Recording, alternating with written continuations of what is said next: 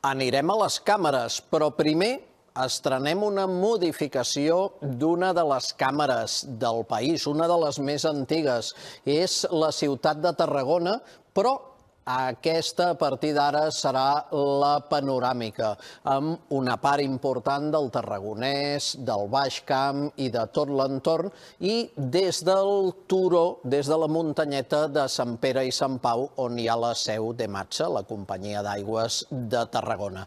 Des d'aquest punt, doncs, podrem copsar aquesta zona.